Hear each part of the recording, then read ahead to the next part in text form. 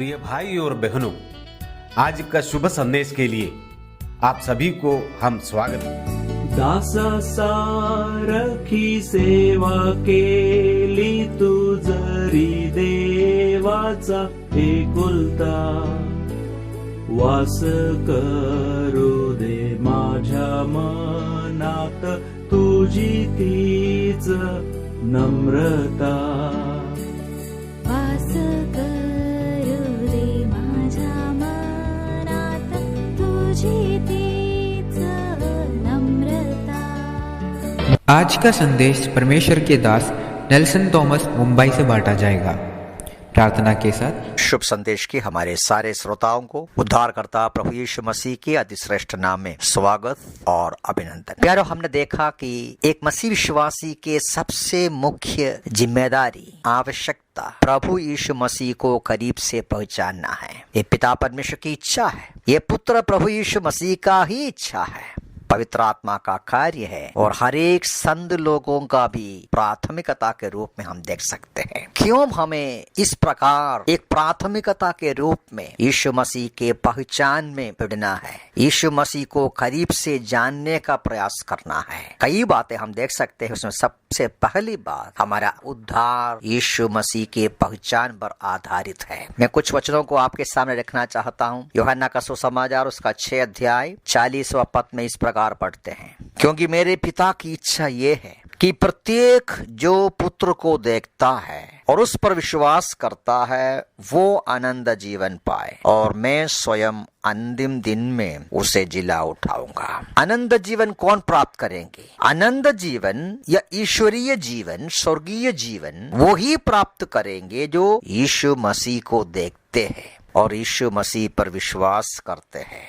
यूहन्ना का सुसमाचार 8वां अध्याय का 23 और 24वां पद में हम इस प्रकार पढ़ते हैं, उसने उनसे कहा, तुम नीचे के हो, मैं ऊपर का हूँ। तुम इस संसार के हो, मैं इस संसार का नहीं हूँ। इसलिए मैंने तुमसे कहा कि तुम अपने पापों में मरोगे, क्योंकि जब तक तुम विश्वास ना करो कि मैं वही हूँ, तुम अपने पापों में मरोगे। प्यारों, बहुत ध्यान से देखने का वचन है। तुम अपने पापों में मरोगे, तुम नाश हो जाएंगे। क्यों? कारण ये है, जब तक तुम विश्वास नहीं करोगे कि मैं वही हूँ। ये वही हूँ मतलब क्या है? इसका ऊपर के पद में कहा, मैं ऊपर से आया हूँ, मैं संसार का नहीं, मैं इस पृथ्वी पर का नहीं, मैं स्वर्ग से आया हूँ। वास्तव में यीशु मसीह यहाँ अपने आप को परमेश्वर से तुलन करते हैं, दावा करते हैं कि वो ऊपर से आया हुआ परमेश्वर स्वयं है। 28वां पद को देखिए नीचे, इसलिए यीशु ने कहा, जब तुम मनुष्य के पुत्र को ऊंचा उठाओगे तब तुम जानोगे कि मैं वही हूँ। और नीचे इसी अध्याय का 58 में हम देखते हैं यीशु मसीह और साफ तरीके से अपना परिचय देते हैं। यीशु ने उनसे कहा, मैं तुमसे सच सच कहता हूँ, इससे पहले कि इब्राहिम उत्पन्न हुआ, मैं हूँ, मैं हूँ, मैं वही हूँ, मैं हूँ। सुनने वाले यहूदियों को मालूम पड़ा कि यीशु मसीह ये दावा कर रहा है कि वो स्वर्ग से उतरकर आया हुआ स्वयं परमेश्वर है। इसलिए हम 59 में पढ़ते हैं, उन्होंने उसे पथराव करने के लिए पत्थर उठाए, परंतु यीशु छिपकर मंदिर से बाहर निकल गया। तो मेरा कहने का तात्पर्य, मेरे प्यारे भाई बहन, यीशु मसीह बहुत साफ तरीके से कहते हैं, यदि तुम इस बात का विश्वास ना करोगे कि मैं वही हूँ, मैं ऊपर से आया हुआ परमेश्वर स्वयं हूँ, तुम मरोगे पापों में। मेरे सुनने वाले प्यारे प्रिय भाई बहन, मैं इस बात को जानता हूँ, बहुत सारे लोग यीशु मसीह का आदर करते हैं, एक गुरु के रूप में, एक नबी के रूप में, बहुत सारे देवताओं में एक के रूप में। उस प्रकार का आदर सम्मान के वजह से आपका उद्धार नहीं होता, अनंत जीवन नहीं पाता, पाप की क्षमा नहीं पाता, आत्मा का मुक्ति उद्धार नहीं मिलेगा। यूहन्ना का सुसमाचार 17वां अध्याय का 3 पद में भी इस बात को लिखा है। यीशु मसीह स्वयं अपनी प्रार्थना में ये कहते हैं, अनंत जीवन ये है कि वे तुझे, जो एकमात्र सच्चा परमेश्वर है, और यीशु मसीह को जाने जिसे तूने भेजा है। आनंद जीवन या ईश्वरीय जीवन वे पाएंगे जो यीशु मसीह को परमेश्वर के पुत्र के रूप में, स्वर्ग से उतर कर आया हुआ सनातन परमेश्वर के रूप में मानेंगे। रोमियों की पत्र 10वां अध्याय का 9वां पद में भी इस बात को लिखा है। प्रेरित पौलुस लिखते हैं, यदि तू अपने मुख से यीशु को प्रभु जानकर अंगीकार करे और अपने मन में ये विश्वास करे कि परमेश्वर ने उसे मृतकों में से जीवित किया, तो तू उद्धार पाएगा।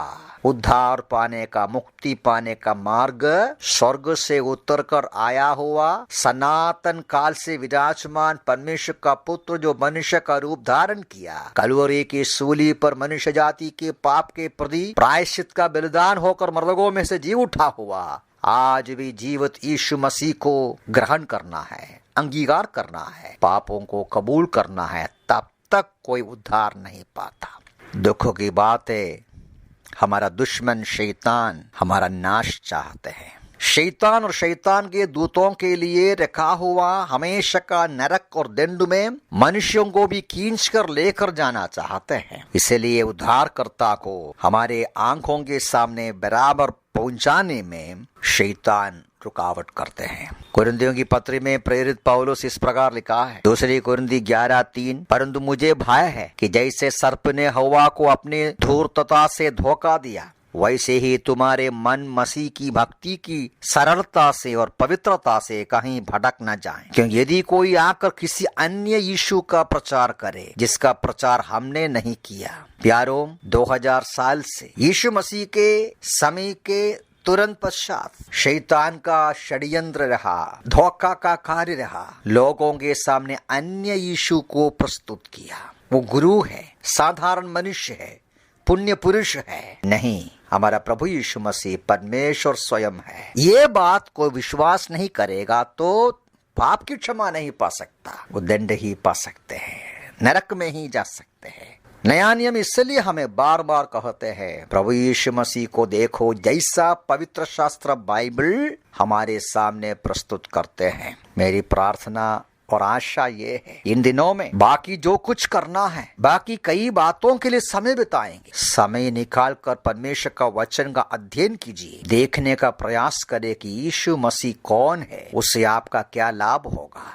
यीशु मसीह को बराबर पहुंचानेगा तो, आपका प्रभु उद्धार करते के रूप में ग्रहण करेगा तो उद्धार पाएगा, मुक्ति पाएगा, आनंद जीवन पाएगा। हमारा नया जीवन, नया जन्म, आत्मा का उद्धार का आधार यीशु मसीह को सही ढंग से, सही प्रकार पहचानने से होते हैं। मेरी प्रार्थना यह है, मेरे सारे सुनने वाले और गहराई से और करीब से और ध्यान से यीशु मसीह को देखें, उस पर विश्वास करें, उसको पहचानें, उसको अंगीकार करें, उसको हृदय में स्वीकार करें, उस प्रकार आत्मा का उद्धार और मुक्ति पा आशीष पाएं। प्रभु इन वचनों से मैं सहायता करें, प्रभु के नाम की महिमा हो।